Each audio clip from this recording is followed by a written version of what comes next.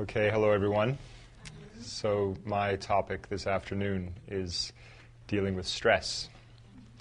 And what I'd like to look at is how we can use Buddhist meditation, in particular to help us really recognize what stress is and how we can let go and reduce the amount of stress we have in our lives. Actually, finally opening up the prospect of being able to let go of stress completely. So I think within our culture, then this is a big deal. This is a big topic, because I don't know if you've noticed, but everybody is stressed out. Everybody is stressed out. You know, the folks going off to work, the folks staying at home, the grandparents are stressed out, the kids are stressed out, everybody is stressed out. The parents are stressed out taking the kids to recreation. Everybody's stressed out. And we know, actually, within our society, we discuss this, that stress is a big problem, that it causes a lot of disease, physical disease, backaches, headaches, chronic fatigue, depression, anxiety. All of these things are stress-related. Apparently, it's the biggest cause of, people staying at home from work, missing work, because of stress. And yet the word is actually fairly mysterious. Stress. What is it? What does it indicate? We sort of know, it seems, because we talk about it a lot, but what does it actually indicate? What's actually going on when we're experiencing stress, when we are stressed out? So at the moment, I think our understanding is that stress comes from the external situation. So we feel that there are certain situations that are stressful. At work, it's stressful. It's a stressful environment. My boss, not just situations, but people, right? My boss stresses me out. My partner stresses me out. My kids stress me out. Whatever it is, we feel it's coming from the external situation. And in a sense, we have no choice but to get stressed out because it's a stressful situation. And that's what we say to folks, I'm in a stressful situation. Everybody nods sympathetically. Aha, stressful situation, I see. Yeah, poor you. No choice. As if, you see your boss coming and he's like a stress inducer. He's like radiating stress vibes, towards you. And you have no choice. You're just like being stressed just by seeing him. But clearly, if that were the case, if stress were was being aroused from the external situation, then everybody who saw your boss would be responding in the same way. Everybody who was in that situation would be responding in the same way. Everybody would be losing their heads, so to speak, simultaneously. And yet clearly that's not the case. You can be with people who are responding very positively while you're responding by freaking out, becoming stressed out. So that in itself is a clear sign that it's not the situation itself that is producing stress, but rather your response to it. In other words, your mind is creating the stressful situation.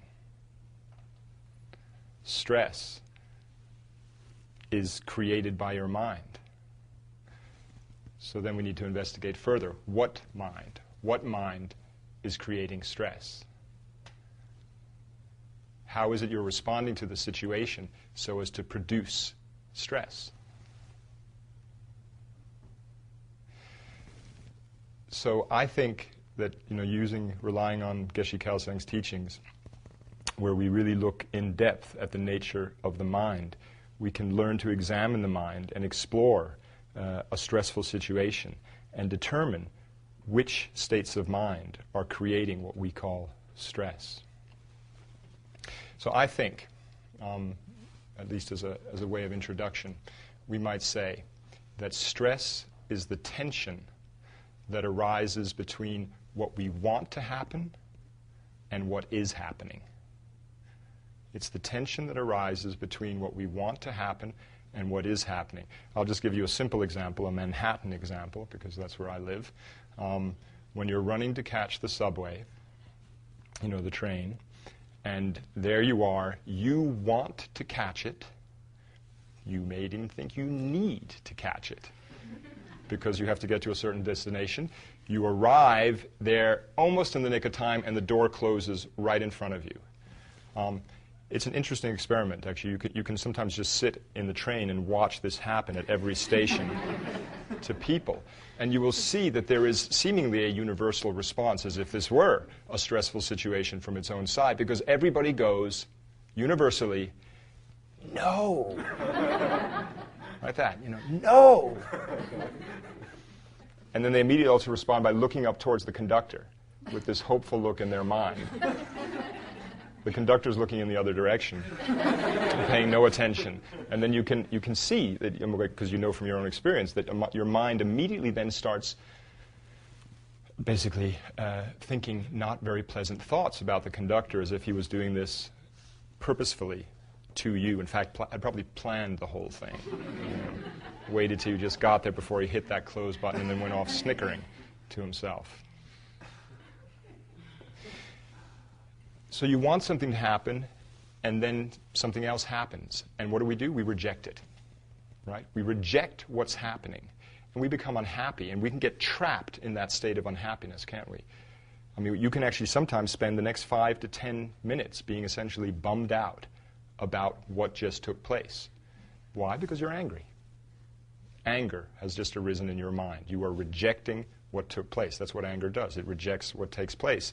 And then it fixates on that. It fixates on the problem and exaggerates the problem, and you get caught up in this big fantasy, and you can stay there for a long time feeling pain. And it's useless, isn't it? Much better if we responded with a solution-oriented mind. We just said, aha, yes. The train doors have closed. Yes, I accept. And therefore, what should I do? Should I wait and catch the next train? Should I run up and catch a taxi? Whatever. You respond with a solution-oriented mind if you're practicing patient acceptance. So let's look at a more kind of commonly stressful situation. There you are at work, and you are multitasking, because that's what we do. We all multitask. You're doing many things at one time. You're like a juggler, right? You're juggling your balls up in the air. Maybe you're even feeling pretty good because you're on top of it, You're doing good. You're like in the groove. You're in the zone. Everything's going well. Your boss comes along, says, can you do this? No problem. You take another ball, keep it all rolling, flowing. Another ball, no problem. Then your boss says, oh, by the way, can you just do this? And at this point now it's getting a little bit edgy because now you've reached the limit of what you feel to be your capacity. And then they say, oh, actually just this. And on your way out, can you also just do this? And then at a certain point, right, you feel like you're about to start dropping balls, and your mind goes, no. Same thing. No. Rejection. I don't accept. But, of course, it's your boss, so you say yes. So externally you're saying yes, internally you're saying no. And what happens is your mind gets fixated on the no, right, because you're angry. You start weaving the self-same elaboration on the disappointment. And you're holding on to that thinking, oh, my boss, they always ask too much of me. They're so demanding. Don't they understand my situation? Blah, blah, blah, blah, blah. And, of course, you're dropping balls now. And as you're dropping balls, you're becoming more overwhelmed because things are getting out of control. You start worrying about, losing your job or this or that, whatever it is. But you get trapped in a negative cycle of mind created by your mind of anger, created by your mind of rejection.